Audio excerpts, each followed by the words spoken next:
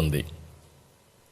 ఆ రోజు మీరు చూస్తే 2014 జూన్ 2వ తారీఖున రాష్ట్ర విభజన.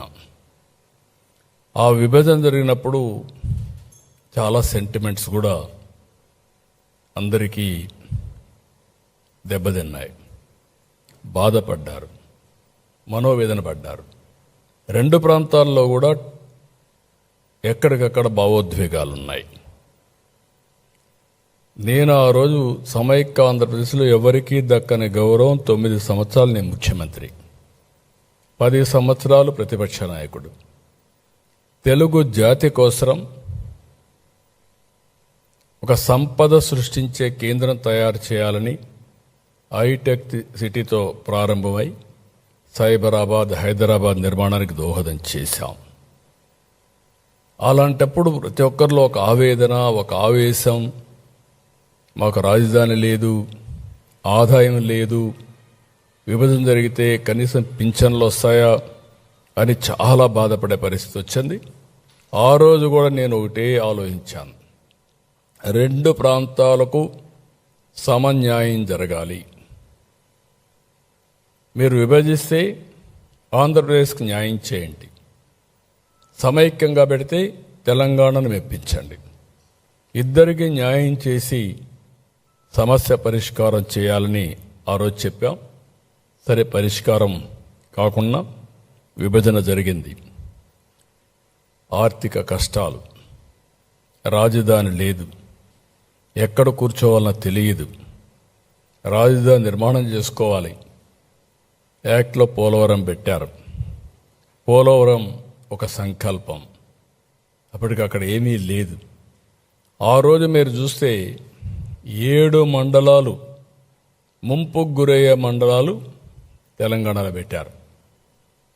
నాకుండే అనుభవంతో ఆ రోజు నేను ఒకటే ఆలోచించాను, ఈ 7 మండలాలు ఆ పక్కనుంటే జూన్ 2వ తారీఖున 2 రాష్ట్రాలుగా విభజన జరిగితే ఇంకా ఇది అసాధ్యం.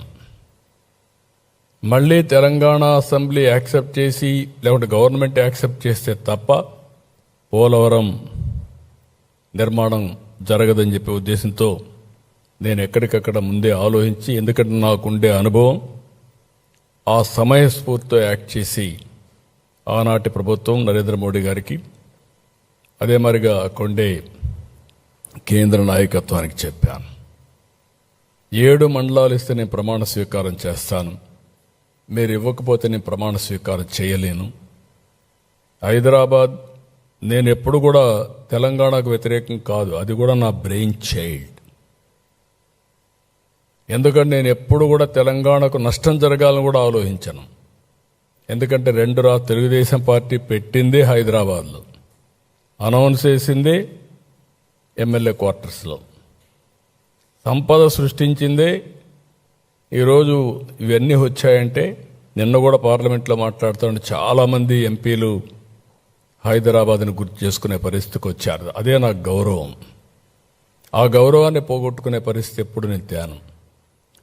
అలాంటి సమయంలో ఆ 7 మండలాలు కూడా లిటిగేషన్ పెట్టే పరిస్థితి ఉంటే, 7 మండలాలు మొట్టమొదటిసారిగా చరిత్రలో మీరు గుర్తుపెట్టుకోవాలి, పార్లమెంటు సమావేశాల కంటే ముందు కొత్త గవర్నమెంట్ ఒక బిల్లు పెట్టి ఆర్డినెన్స్ ఇష్యూ చేసి ప్రెసిడెంట్ కన్సెంట్ ఇప్పించి తర్వాతనే పార్లమెంటు సమావేశాలు పెట్టారు, రెగ్యులర్ బిజినెస్ స్టార్ట్ చేశారు. అది కూడా జూన్ 2వ తారీఖు కంటే ముందు. అప్పుడే ఇది సాధ్యమైంది. అక్కడి నుంచి విజయవాడకు వచ్చాం. విజయవాడకు వచ్చినప్పుడు ఎక్కడ కూర్చోవాలో తెలియదు, ఆఫీసు లేదు. ఒక SC office, irrigation SC office, అదే క్యాంప్ ఆఫీస్. అక్కడే